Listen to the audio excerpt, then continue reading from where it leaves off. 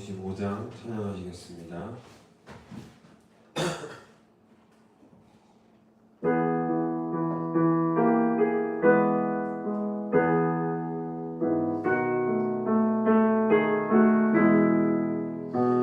주님의 마음을 본받는 자, 그 맘에 평강이 찾아오면 험악한 세상을 이기니 하늘로부터 임함이로다.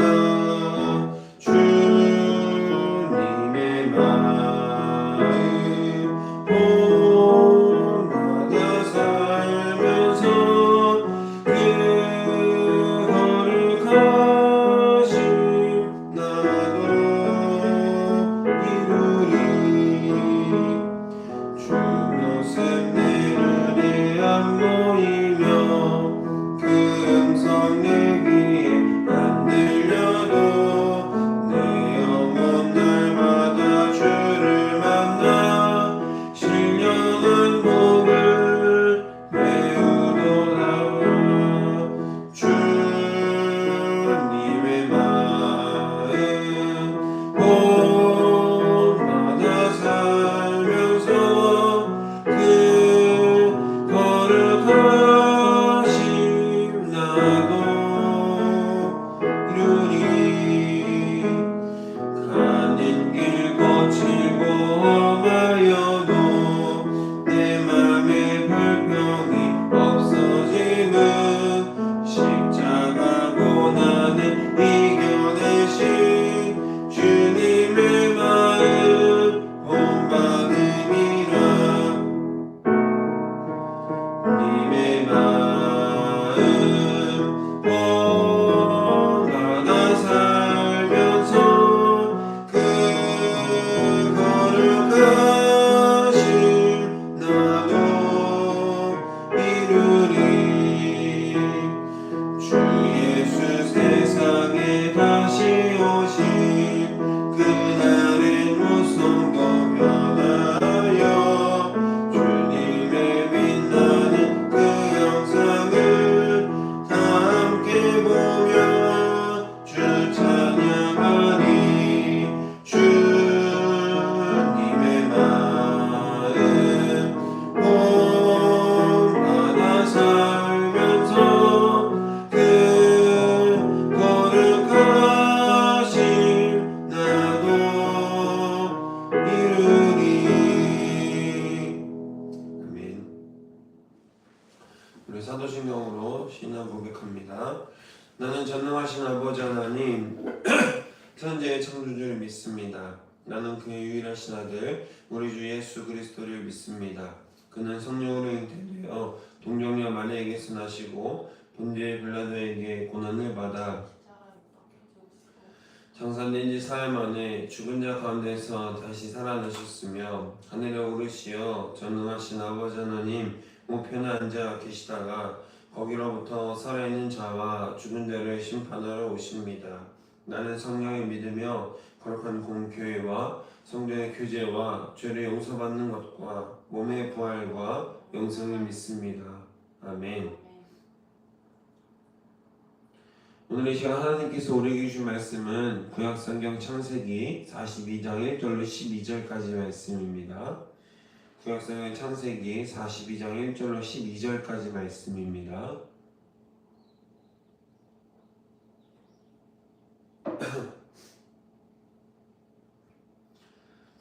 우리 다 찾으신 줄로 믿고 다 함께 하나님 말씀을 한 목소리를 받들어 읽겠습니다. 그때 야곱이 애굽의 곡식이 있음을 보고 아들들에게 이르되 너희는 어찌하여 서로 바라보고만 있느냐. 야곱이 또 이르되 내가 들은즉 저 애굽에 곡식이 있다 하니 너희는 그리로 가서 거기서 우리를 위하여 사오라. 그러면 우리가 살고 죽지 아니하리라 하며 요셉의 형 10사람이 애굽에서 곡식을 사려고 내려갔으나 야곱이 요셉의 아우 베냐민은 그대의 형들과 함께 보내지 아니하였으니 이는 그의 생각에 재난이 그에게 미칠까 두려워함이었더라. 이스라엘의 아들들이 양식을 사러 간 자 중에 있으니 가나안 땅에 기근이 있음이라. 때에 요셉이 나라의 총리로서 그 땅 모든 백성에게 곡식을 팔더니 요셉의 형들이 와서 그 앞에서 땅에 엎드려 절하매 요셉이 보고 형들인 줄 아나 모르는 채 하고 엄한 소리로 그들에게 말하여 이르되 너희가 어디서 왔느냐 그들이 이르되 곡물을 사려고 가나안에서 왔나이다. 요셉은 그 형들을 알아보았으나 그들은 요셉을 알아보지 못하더라. 요셉이 그들에게 대하여 꿈꿈을 생각하고 그들에게 이르되 너희는 정탐꾼들이라 이 나라의 틈을 엿보려고 왔느니라. 그들이 그에게 이르되 내 주여 아니니이다. 당신의 종들은 곡물을 사러 왔나이다. 우리는 다 한 사람의 아들들로서 확실한 자들이니 당신의 종들은 정탐꾼이 아니니이다.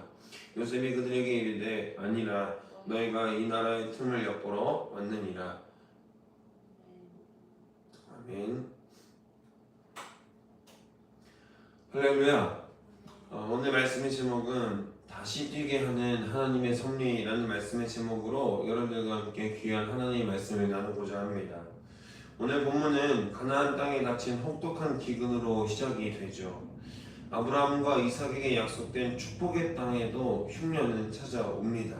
그런데 이 흉년은 단순히 먹을 것이 없는 경제적 위기를 넘어서 야곱의 아들들이 무려 22년 동안 외면해왔던 마비된 양심을 다시 강제로 뛰게 하시는 하나님의 도구였다라는 겁니다.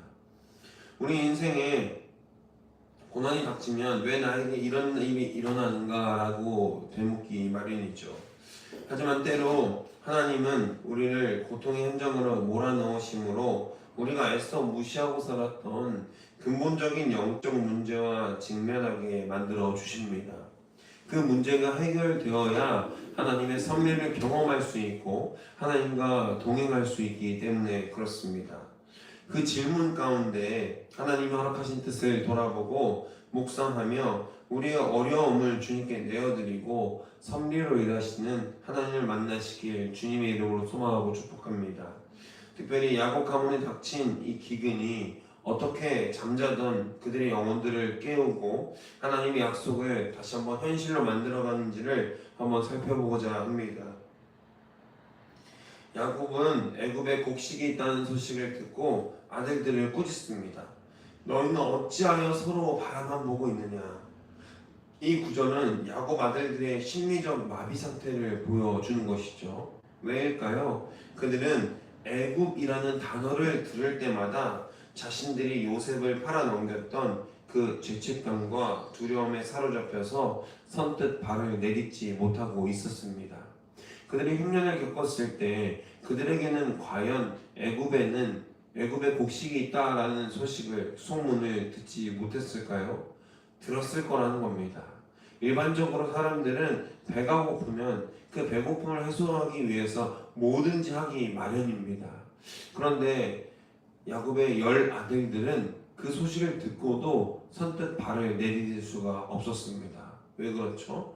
자신들의 동생인 요셉을 자신들의 손으로 애굽에 팔아넘겼기 때문에, 그리고 평생 그 팔아넘긴 슬픔과 그 고통을 아버지에게 줬기 때문에, 아버지가 요셉을 잃은 그 시간 동안 평생 슬픔과 죄책으로 살아온 것을 알았기 때문에 그들 마음 가운데에도 자연스럽게 그런 죄책감과 두려움이 사로잡혀 있었다라는 것입니다. 그들은 과거에 묶여서 오늘을 살지 못하는 상태에 빠져 있었습니다. 야곱은 베냐민을 제외한 10 아들을 보내죠. 여전히 라헬의 자식에 집착하는 야곱의 편애가 남아 있었지만 어쨌든 그들은 억지로라도 죄의 근원지였던 애굽을 향해 떠나야만 했습니다. 근본적인 해결을 하기 위해서 상처를 똑바로 바라볼 수 있는 용기가 필요했다라는 것입니다. 때론 하나님은 우리를 억지로라도 움직이게 하셔서 우리가 피하고 싶은 과거의 매듭을 풀게 하시는 역사를 경험하게 하십니다.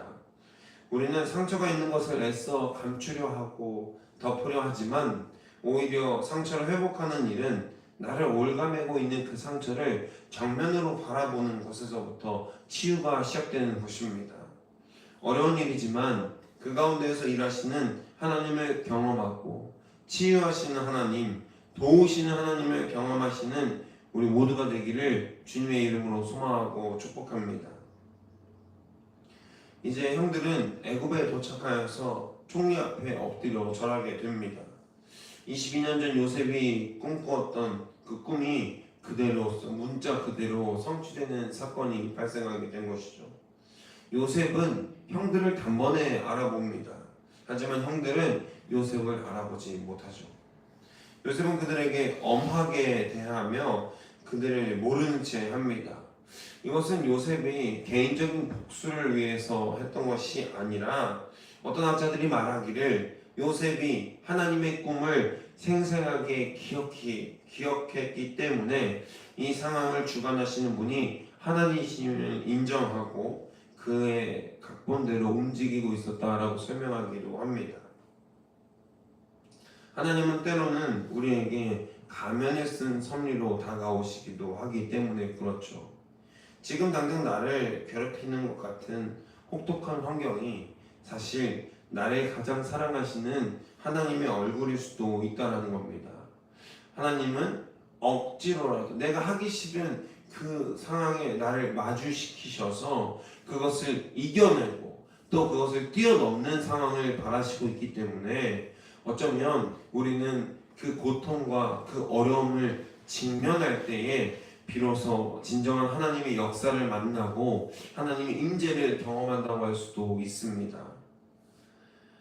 형들이 요셉을 알아보지 못한 것처럼 우리도 고난 뒤에 숨겨진 하나님의 자비로운 얼굴을 보지 못할 때가 많음을 기억하십시오.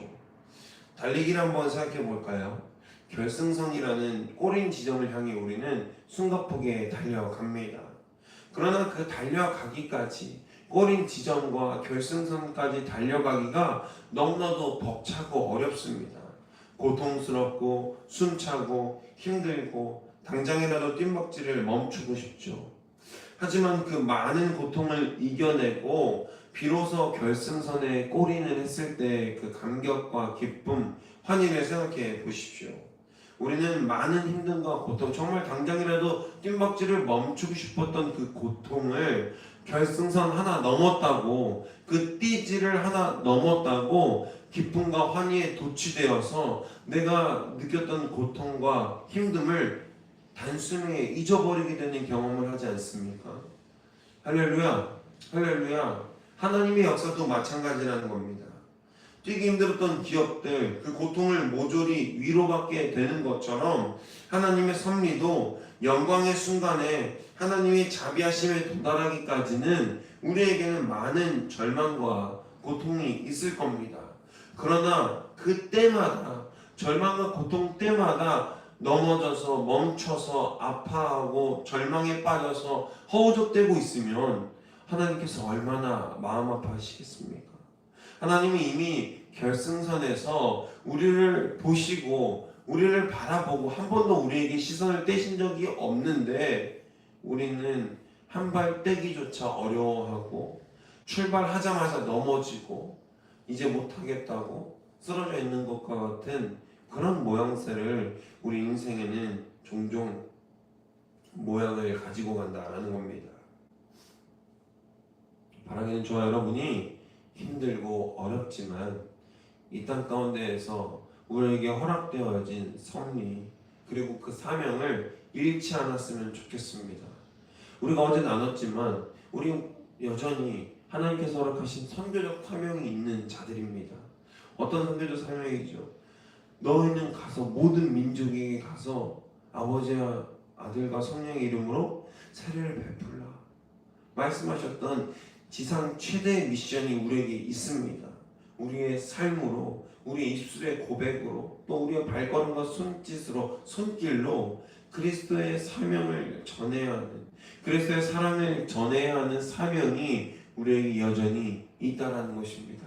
할렐루야, 할렐루야. 멈춰서, 쓰러져서, 넘어져서 아파할 시간이 어디에 있습니까? 하나님의 섭리를 경험하고 온전히 어려움 가운데서도 일하시는 하나님을 만나고 경험함으로 말미암아 치유의 역사와 회복의 역사가 우리에게 오늘 있어서 이 세상 가운데에서 넉넉히 이김으로 승리하며 나아갈 수 있는 저 여러분이 되시기를 주님의 이름으로 소망하고 축복합니다. 요셉의 형들은 이제 요셉은 형들을 정탐꾼으로 몰아세우기 시작합니다. 형들은 우리는 확실한 자들이라고 항변을 합니다. 이것이 얼마나 역설적인 거짓말입니까? 그들은 아버지를 속이고 동생을 판 결코 정직하지 못한 자들이었습니다. 확실하지 않은 자들이었습니다. 요셉의 거친 추궁은 형들의 입에서 우리는 한 아버지의 아들들로서 본래 12형제인데 하나는 없어지고 라고 13절에서 고백하게 만들어내는 영적 수사법이 등장하게 되죠. 우리는 정직한 자들입니다 라고 이야기했지만 결국 요셉이 엄하게 꾸짖고 그들을 수사하고 그들의 잘못을 이끌어내는 하나님의 역사를 요셉을 통해서 만날 수 있게 된다는 겁니다. 하나님은 우리를 궁지로 몰아넣으셔서 우리 입으로 직접 우리의 실상을 고백하게 하십니다. 너희는 정탐꾼이다 라고 외치는 요셉에게 요셉의 그 외침 속에서 형제들은 깊은 곳에서 숨겨진 자신의 마음속 깊은 곳에 숨겨두었던 죄책감을 건드리게 되고 그것을 꺼냄으로 말미암아 다시 하나님의 상처의 회복과 또 요셉도 마찬가지죠.